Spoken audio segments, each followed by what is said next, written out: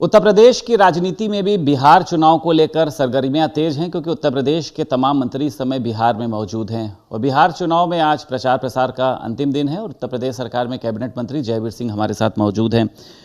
योगी सरकार ने सारे मंत्रियों की फौज वहां पर उतार दी, खुद भी मुख्यमंत्री वहां पर मौजूद हैं। तो क्या आप लोगों को कोई बेचैनी है? आप लोगों को क्या वहां से सत्ता जाते हुए घबराहट हो रही है?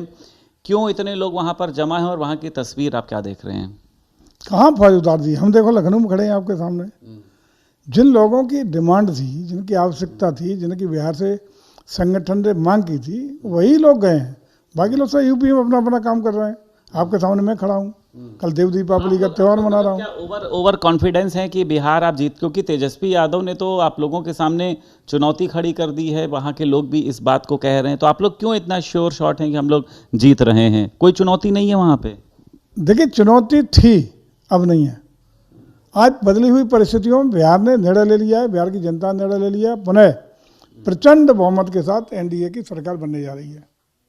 उसमें कोई शक शुबह नहीं। तेजस्वी यादव कह रहे हैं इस बार जनता मूड बदलने के विचार में है, हम आते हैं तो हम ओल्ड पेंशन स्कीम लागू करेंगे। भाजपा ने 20 सालों में कुछ भी नहीं किया है। देखो, उन्हें तेजस्वी को ही पता है कि जनादेश उनके पक्ष में आने वाला नहीं है, तो ऊल जलूल कुछ भी वादे करते रहो। आप देख रहे होंगे मोदी जी वहाँ, अपने योगी जी और मोदी जी जब जा रहे हैं तो जो जोश, जो खरोच, जो उत्साह, जो भीड़, उमंग देखा है ना आपने? भीड़ तो सब तेजस्वी यादव और खेसारी लाल यादव की रैली में भी बहुत आ रही है। नहीं, लेकिन जो उत्साह योगी जी की जनसभा में देखिए, भीगते हुए लोग हिल नहीं रहे। बरसात हो रही है, मौसम विपरीत के हालात में लोग डटे हैं, सुन रहे हैं। ये दर्शाता है कि बिहार की जनता का रुख पूरी तरह एनडीए को पक्ष में, आदरणीय मोदी जी की नीतियों, रीतियों, कार्यक्रमों के पक्ष में, उभरते दमकते बिहार को बनाने के लिए, विकास की यात्रा को तेज बढ़ाने के लिए बिहार की, और जंगल राज पुनः वापसी हो जाए, इससे सचेत रहते हुए वहाँ की जनता एनडीए की सरकार का जनादेश देने जा रही है। अच्छा, कल मुख्यमंत्री योगी आदित्यनाथ दरभंगा में मौजूद थे। उन्होंने कहा पप्पू टप्पू अप्पू इंडी गठबंधन 3 बंदरों की जो है वो जोड़ी है। इसके बाद अखिलेश यादव ने कहा जो खुद में एक रंगी है, लेकिन अपने राजनीतिक सामाजिक तिरंगी चार चलन में स्वयं में भोगी, लोभी और ढोंगी की तिकड़ी है, वो बिहार को भटका नहीं सकते हैं। जिसने प्रदेश बदला, भेष बदला, नाम बदला, वो अब बदल दिए जाएंगे और फिर कभी नहीं आएंगे। देखिए, अखिलेश जी के तंज आप भी जानते हो कि आए दिन उन्हें तंज कसने की आदत है। लगातार कमेंट्स करना, नेगेटिविटी करना, नेगेटिव बातें करना है उनके उसमें मूल चरित्र में। और यही जो उनकी अपनी आदतें हैं, यही आम जनता से उनके घुलने मिलने की, आत्मीय भाव देने की, वास्तविकता से दूर ले जाने का काम कर रही हैं।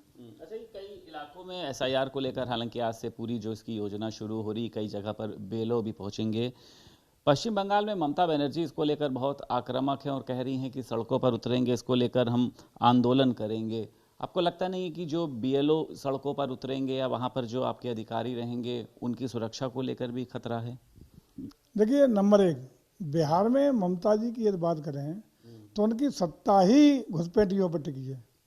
उन्हीं के दम पे वहाँ वो सरकार बनाती है, उन्हीं के दम पे जनपद जीत के आते हैं, और वही घुसपैठिए यहाँ के नागरिक मतदाता बन के उनको जिताने का काम करते हैं। इसलिए वो स्वाभाविक है उनका बौखलाहट। लेकिन चूँकि संवैधानिक तरीके से देश चलता है, प्रदेश चलते हैं, हर संस्था चलती है, चाहे वहाँ की चुनी हुई सरकार हो या भारत निर्वाचन आयोग हो, संवैधानिक अधिकार अलग अलग सबको विभाजित हैं।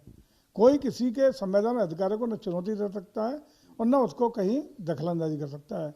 भारत निर्वाचन आयोग एक संवैधानिक संस्था है जिसका जो दायित्व निर्वहन कर रहा है, और सारे वो अधिकार जो संविधान ने उन्हें दिए हुए हैं उनको कोई चुनौती नहीं दे सकता, चाहे बंगाल हो, चाहे बिहार हो, चाहे जो पश्चिम बंगाल में जो जा रहे हैं वो अपनी सुरक्षा को लेकर घबराए हुए हैं। अगर उनके साथ कुछ हो जाता है, स्थिति हो जाती है, कोई कुछ नहीं घबराएगा। जितनी भी जरूरत होगी आयोग जो महसूस करेगा, जितनी जो चीज़ की डिमांड करेगा, चाहे सेंट्रल फोर्स की हो, अन्य हो, लेकिन संवैधानिक संस्थाओं के कार्य के एग्जीक्यूशन को धरातल तक पहुंचाना, उसको कार्य रूप में परिणत करना, ये उस संवैधानिक संस्था का दायित्व है, कर्तव्य और अधिकार है। ठीक है। दीपोत्सव के बाद एक बड़ा कार्यक्रम होने जा रहा है काशी में, देव दीपावली का।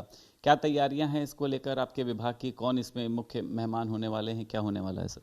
देखिए, जिस तरीके से हम लोगों ने भगवान राम की पावन भूमि, जन्मभूमि अयोध्या पर अद्भुत अलौकिक कार्यक्रम प्रस्तुत करके दीपोत्सव का 2 नए कीर्तिमान विश्व record Guinness book of world record बनाने का काम किया।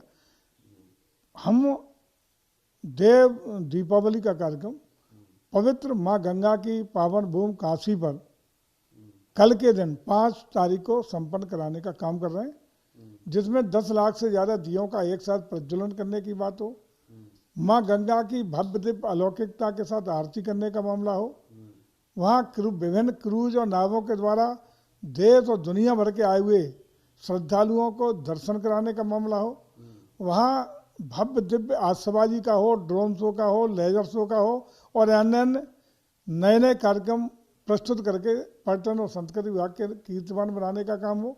इसको कल करा जाएगा, संपन्न करा जाएगा और जो भी लोग वहाँ कल देखेंगे या देश और दुनिया के लोग कल विभिन्न सोशल मीडिया प्लेटफॉर्म पर और विभिन्न संचार माध्यमों के द्वारा देखेंगे, वो वाह वाह करेंगे उत्तर प्रदेश पर्यटन का और संस्कृति का और भारत की भव्यता दिव्यता और आध्यात्मिकता से भरी आध्यात्मिक धार्मिक शक्ति का भी एहसास करेंगे।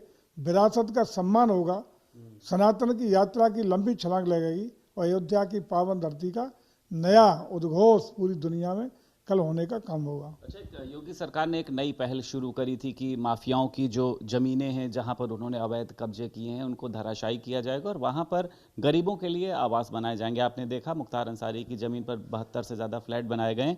कल मुख्यमंत्री योगी आदित्यनाथ आवंटियों को चाबी सौंपने का काम करेंगे। एक बड़ा अवसर आप ये मानते हैं इसको? देखिए, इससे ज़्यादा पुण्य का काम क्या होगा?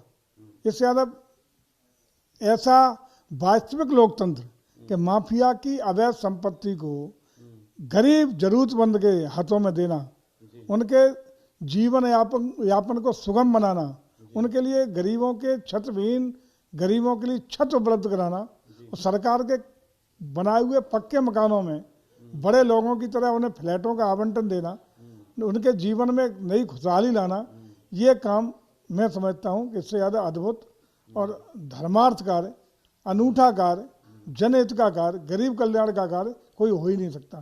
ठीक, बहुत शुक्रिया बात करने के लिए। उत्तर प्रदेश सरकार में कैबिनेट मंत्री जयवीर सिंह हमारे साथ मौजूद थे। लखनऊ से वीडियो जर्नलिस्ट कुमार सौरभ के साथ संदीप खेर, भारत समाचार।